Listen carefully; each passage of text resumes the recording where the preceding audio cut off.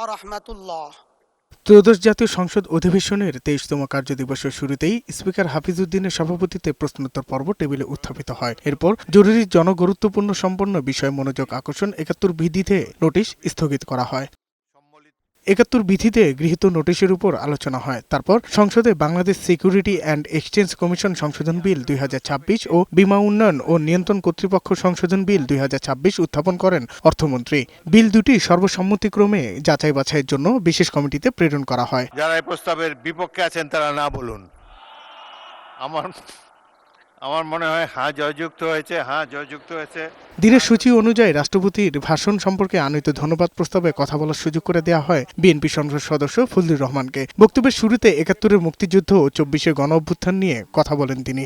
মুক্তিযোদ্ধাকে যেভাবে ৫ই আগস্টের সঙ্গে যোদ্ধাদের সঙ্গে তুলনা করা হয়েছে, সেই গণঅভ্যুত্থানকে যারা মুক্তিযুদ্ধ এবং মুক্তিযোদ্ধার সঙ্গে তুলনা করতে চায়, জুলাই যুদ্ধ এবং মুক্তিযুদ্ধ, এই কথাটা বলাই অন্যায়। শহীদ পরিবারের লোক তো জামাত করতেই পারে না, আর জামাত করলে ডাবল অপরাধ করতেছে।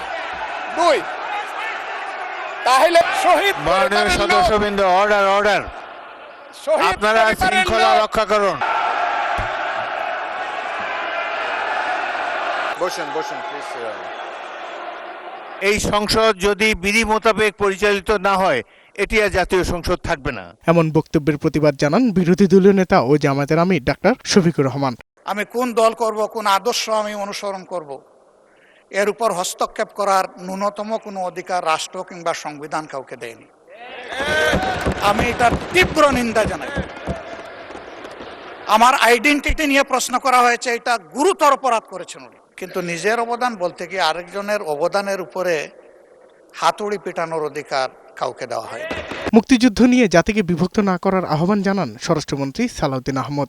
নতুন করে আমার মনে হয় যে মুক্তিযুদ্ধের ইতিহাসের ভিত্তিতে জাতিকে আর বিভক্ত না করি, আমরা এমনভাবে পরিচালনা করি যেন আমাদের প্রজন্ম, ভবিষ্যৎ প্রজন্ম, বর্তমান প্রজন্ম দেখে যে এই জুলাই যোদ্ধারা তাদের দৃষ্টিশক্তি হারিয়েছে, তারাও যেন শুনে যে আমরা জাতির প্রত্যাশা পূরণের জন্য এখানে আছি। পররাষ্ট্র প্রতিমন্ত্রী শামা ওয়াজেদ বলেন, বিএনপির হাত ধরে জুলাই সনদ বাস্তবায়ন হবে। কাঁদা ছোড়াছুড়ি না করে এই সংসদ ঐক্যবদ্ধ হতে হবে। বিএনপিকে জুলাই সনদ বাস্তবায়ন হবে না সেটা বলে লাভ নেই। বিএনপির হাত দিয়ে জুলাই সনদ বাস্তবায়ন হবে ইনশাআল্লাহ। এবং অভ্যুত্থানে যারা শহীদ হয়েছে, আমাদের যারা গুম হয়েছে, যারা খুন হয়েছে, তাদের বিচারও বিএনপির হাত দিয়ে হবে ইনশাআল্লাহ। সাজ্জাদুর রহমান, বৈশাখী সংবাদ, ঢাকা।